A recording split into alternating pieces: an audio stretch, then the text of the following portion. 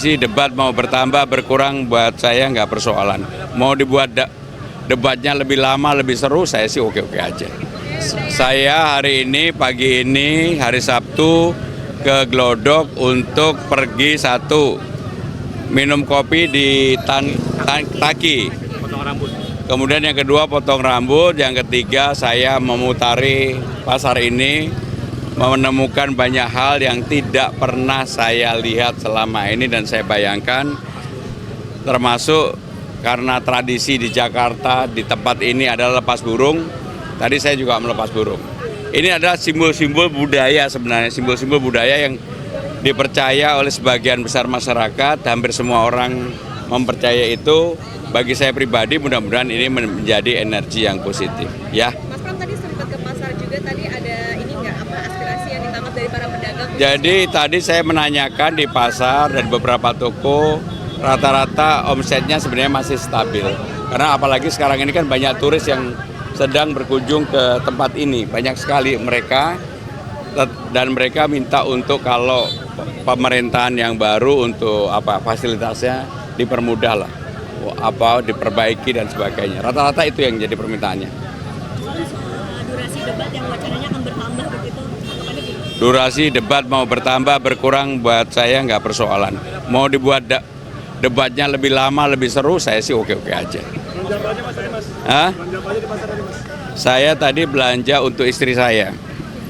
Selama ini istri saya kalau yang selama saya jadi calon gubernur ini belanjanya tempe, tahu, seperti tadi makanan kesukaan dia.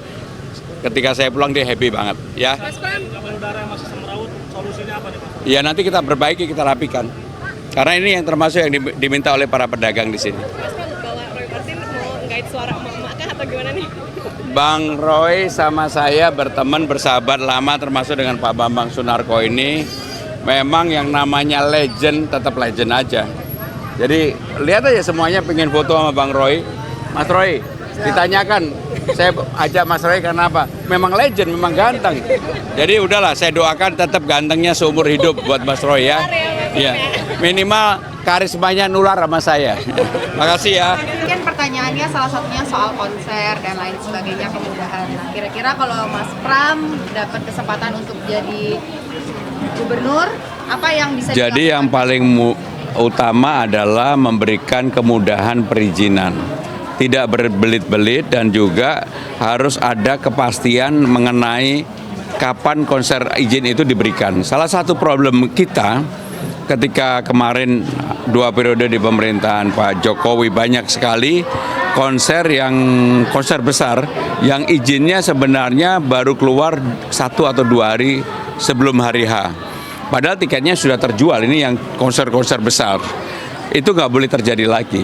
Jadi harus dilakukan secara baik, direncanakan secara baik supaya baik para promotor maupun apapun lah, mereka juga tidak semena-mena menerapkan harga yang tadi dikritik oleh beberapa orang yang mengajukan pertanyaan. Jadi transparansi terhadap perizinan menjadi hal penting dan sebenarnya kemarin sudah ada peraturan bersama Menteri Dalam Negeri, Kapolri, kemudian juga Menteri Pariwisata untuk hal ini.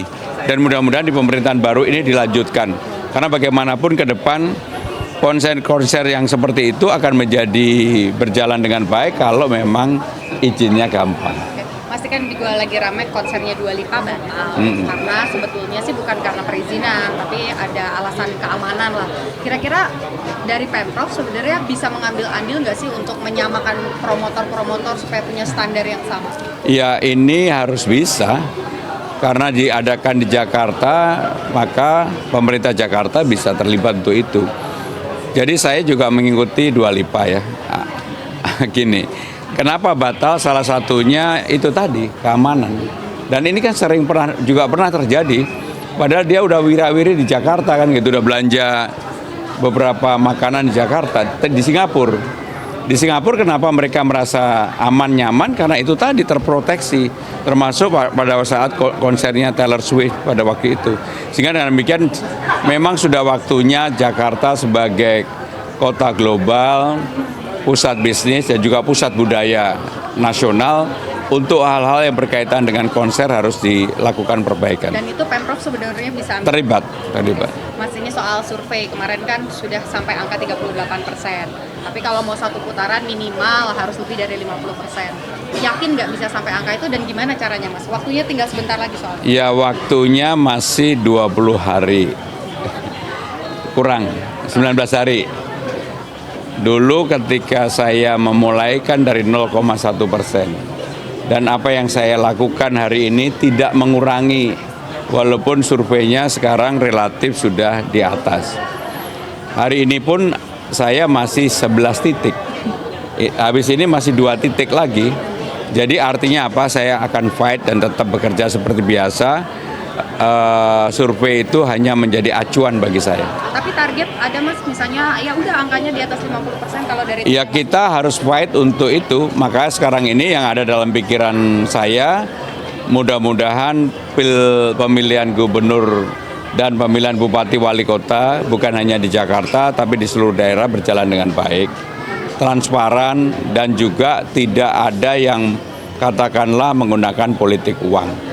Maka kami di tim pasangan nomor 3 akan membentuk Satgas Money Politik dan Politik Uang yang akan beberapa relawan tergabung di dalamnya, termasuk ormas-ormas yang memberikan dukungan kepada saya.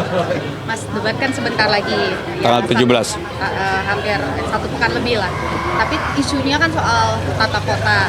Kalau Pak RK pede banget katanya itu bidangnya dia. Mas Pram gimana? Kan dari dulu pede terus. Saya memang nggak pernah pede, saya nyantai aja. Saya minta diserang, nggak ada yang nyerang saya. Malah Bang Dul yang diserang terus, jadi saya nyantai aja. Oh, jadi apapun isunya? Apapun isunya. Mas, sama ini solusi tebus ijazah untuk ijazah siswa yang masih ditahan sekolah dari Mas Pram sama Bang Dul gimana? Jadi Presiden Prabowo sudah mengeluarkan PP tentang memutihkan atau mencairkan piutang bagi UMKM. Ini gagasan ide yang sangat bagus sekali dan sebagian akan terjadi juga di Jakarta. Di Jakarta setelah saya cek bukan hanya piutang UMKM yang jadi problem, tapi banyak juga yang personal, orang-orang yang tidak mampu, yang ijazahnya tertahan bahkan ada yang 10 tahun. Ijazah SD, SMP, SMA. Maka kalau saya jadi gubernur nggak mungkin udah 10 tahun kemudian akan diambil. Kita putihkan supaya orang yang harusnya berhak mendapatkan ijazah tersebut karena keadaan tetap bisa mendapatkan. Kalau nggak akanlah ditebus. Jadi artinya penerapan PP itu bisa diterapkan untuk Bisa. Uang PP-nya aja bisa untuk UMKM, kenapa untuk personal yang dianggap orang tidak mampu tidak bisa diputihkan? Saya akan putihkan. Ini kan tinggal 20 hari lagi, Mas, kampanye. Sudah ada agenda kah mau makan bareng sama Pak Anies? Saya sekarang konsentrasi untuk keliling. Malam ini masih ada 2 lagi. Terima kasih.